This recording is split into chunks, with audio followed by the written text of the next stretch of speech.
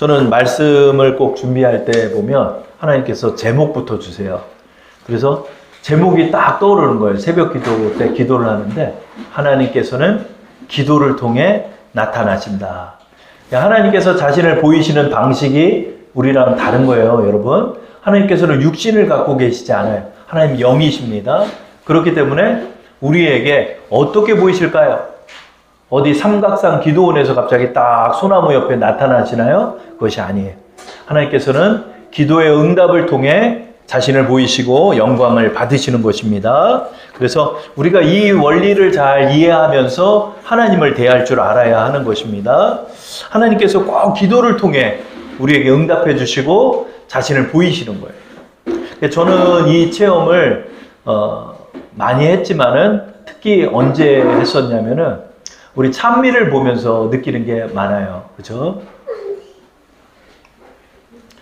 찬미라는 생명체가 소파 위에 서 있는 거예요.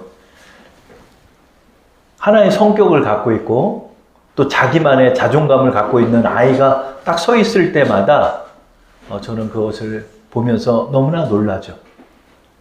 예전에 하나님의 기도의 응답으로만 받았다라고 생각했던 그 이름이 정말 내 눈앞에 서 있으니까 저는 그것이 너무나 놀라운 거예요. 너무나 놀라운 거예요. 근데 찬미를 가질 때 일이 생각이 나는데요. 저희가 9월 달에 결혼을 했잖아요. 9월 달에 결혼을 했는데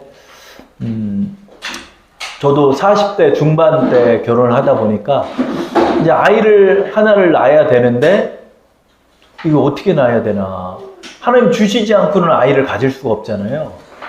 근데 이게 9월 달 지나고 10월 달 지나고 11월 달 지나고 12월 달을 지나고 4개월이 지나는데도 소식이 없는 거예요. 그러니까 그때 12월쯤 되니까 살짝 걱정이 되는 거예요. 왜냐하면 우리의 그 불임 소식들이 많잖아요. 그죠?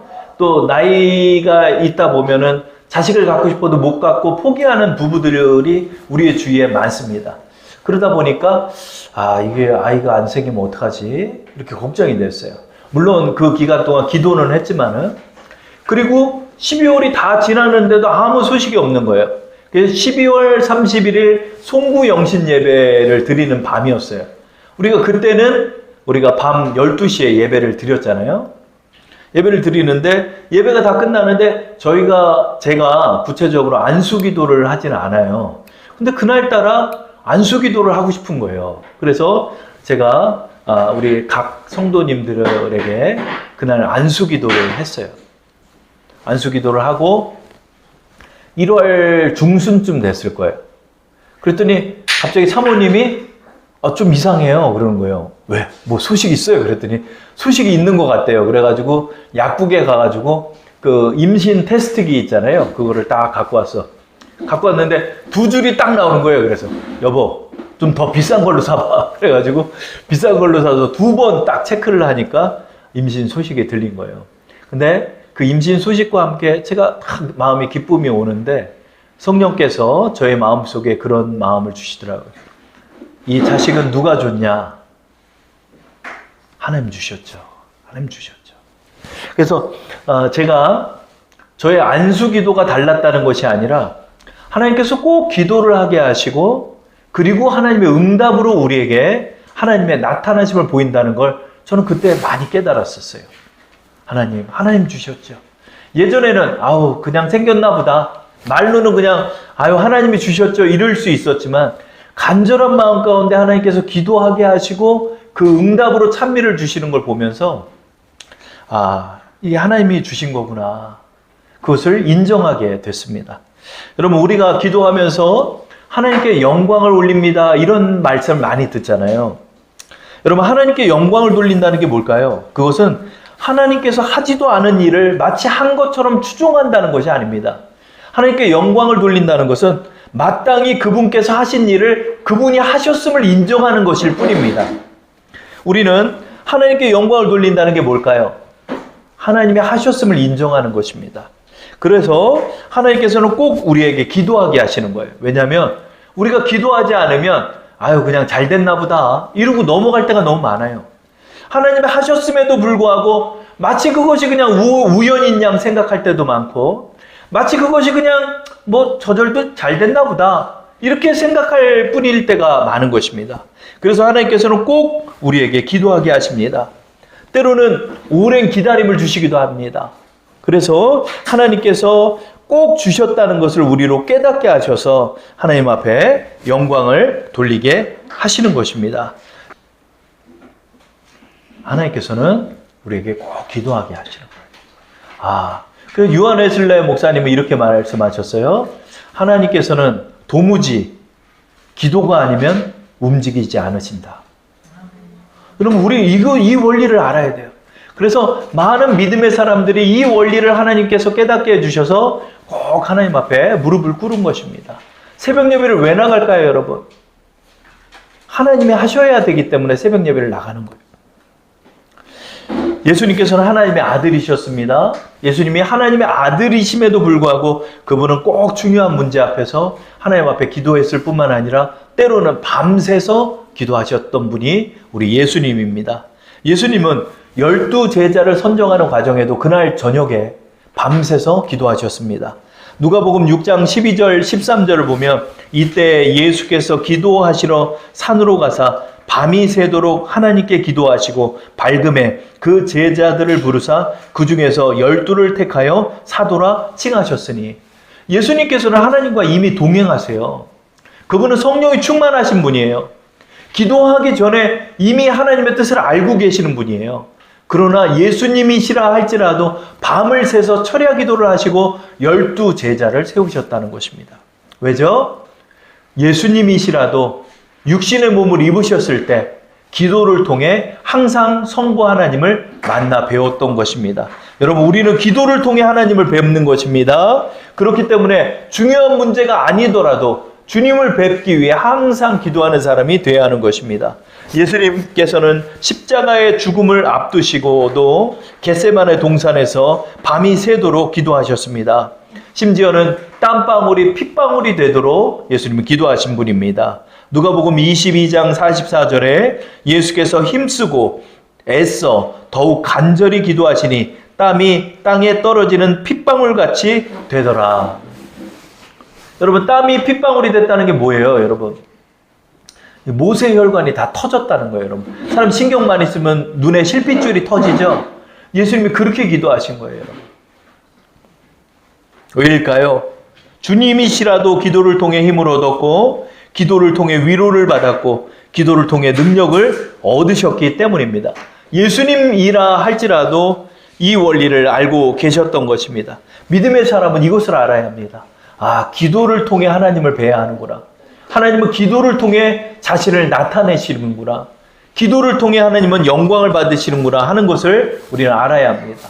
여러분, 아브라함이 이삭을 낳을 때 몇 년을 기도해서 이삭을 낳았죠? 25년을 기도해서 이삭을 낳았습니다. 근데 많은 분들이 이 사실을 알아요. 75세에 부름받아서 100세에 이삭을 낳았다는 걸 아는데 이삭도 20년을 기다려서 자식을 낳았다는 사실을 아십니까? 이삭이 몇 살에 결혼했을까요? 이삭도 노총각이었어요. 나이 40에 결혼했어요. 나이 40에 리브가랑 결혼했는데 바로 자녀를 얻을 것 같은데 20년 동안 애를 못 낳았어요. 그래서 이삭이 자식을 낳은 날이 몇 살이다? 60세에 낳았어요. 근데 어떻게 낳았다? 하나님이 그냥 주시면 되잖아요. 이삭을 통해 천하 만민에게 믿음의 후손들을 주신다라고 하나님이 약속했음에도 불구하고 이삭이 꼭 기도해서 아들 야곱과 에서를 얻게 하시는 장면을 우리는 보게 됩니다.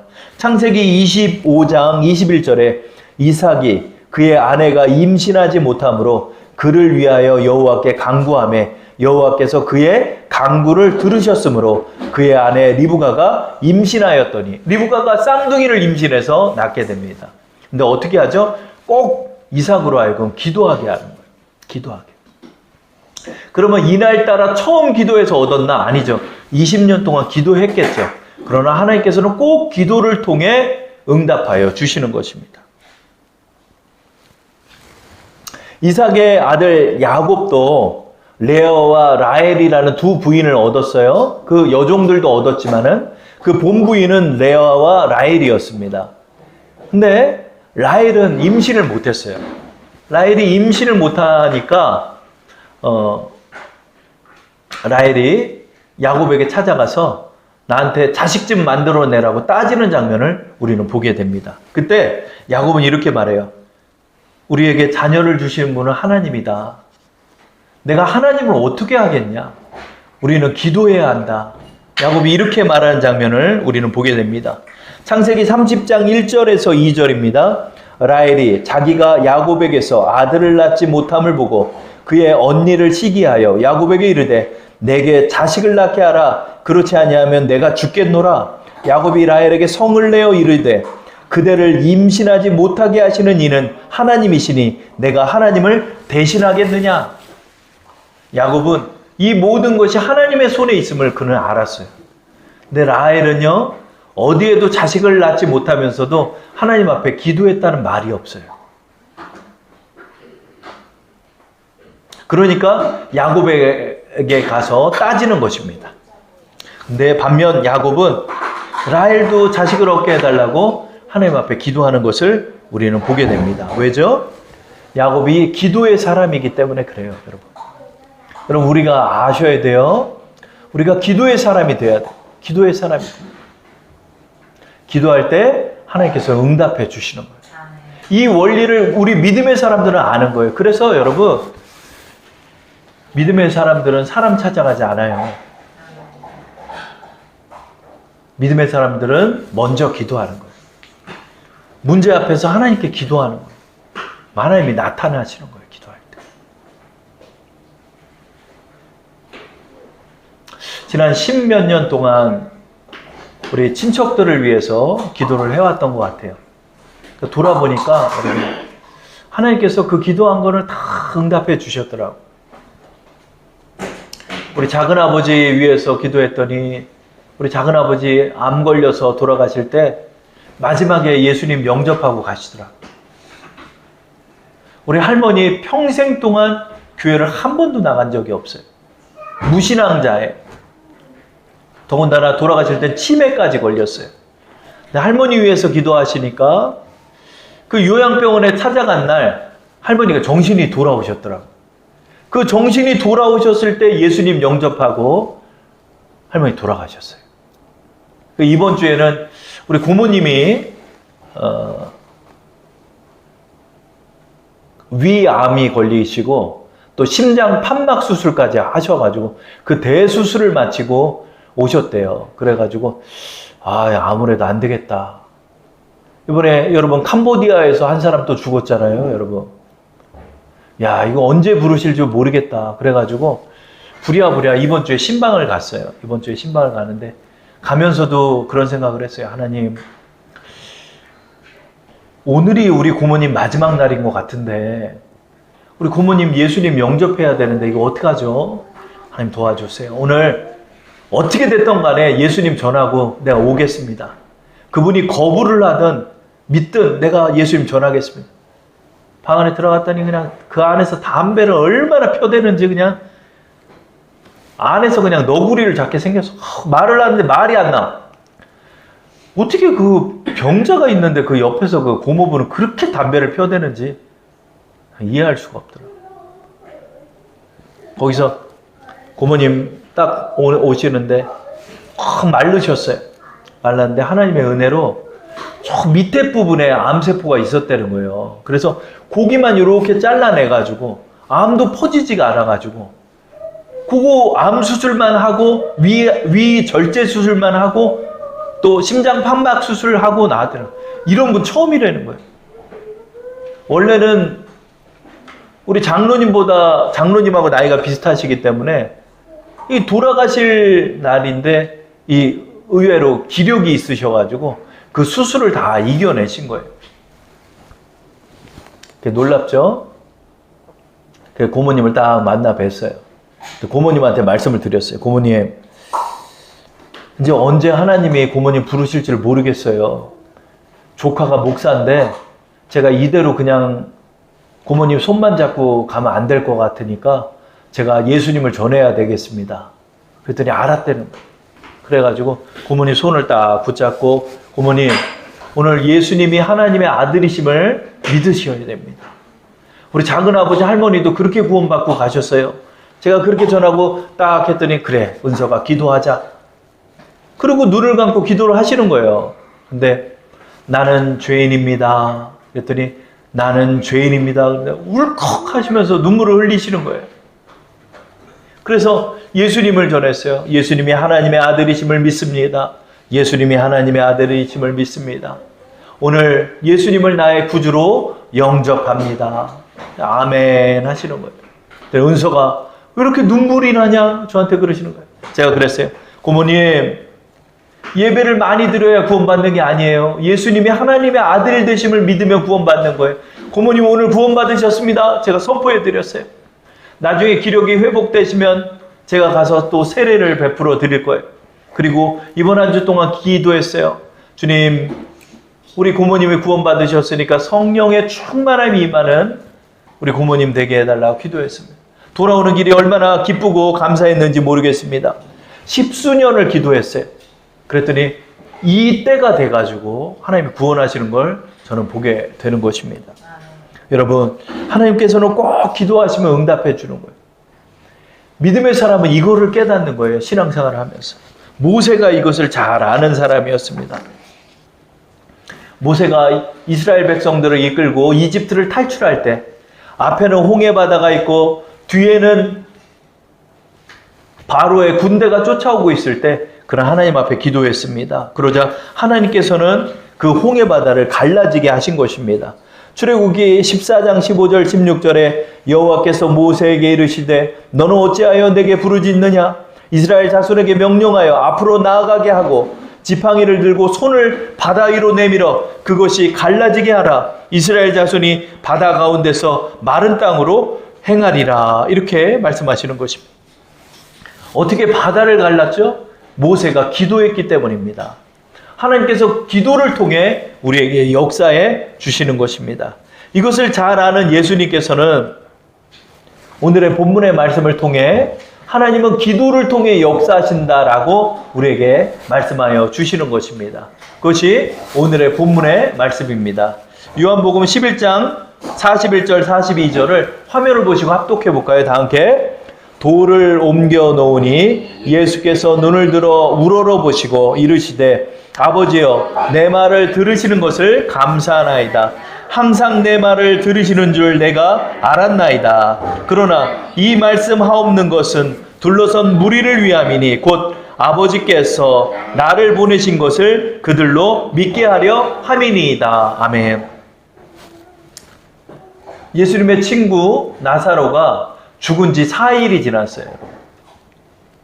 4일이 지나서 이제 그 돌무덤에서 썩은 내가 나고 있었어요. 그때 예수님께서 무리들이 다 구경하고 있는 가운데 서서 돌을 옮겨 놓으라 그런 거예요. 돌을 옮겨 놓자 그 안에서 썩은 시체 냄새가 나고 있었어요. 그때 예수님께서 큰 소리로 통성 기도를 하는 장면이 오늘 요한복음 11장 41절 42절입니다. 사람들이 다 듣게 예수님이 기도하시는 거예요. 42절에 이렇게 말하죠. 항상 내 말을 들으시는 줄 내가 알았나이다. 그러나 이 말씀을 하옵는 것은 둘러선 무리를 위함입니다. 이런 거. 사람들은 예수님이 기도하는 소리를 다 듣게 하셨어요. 왜 예수님께서 이렇게 다 들으라고 기도하셨죠? 42절 하반절에 나옵니다. 곧 아버지께서 나를 보내신 것을 그들로 믿게 하려 합니다. 여러분, 왜 하나님께서는 꼭 기도를 하고 그 응답을 통해서 자신을 나타내실까요? 그것은 우리에게 믿게 하려 하는데 뜻이 있는 거예요, 여러분.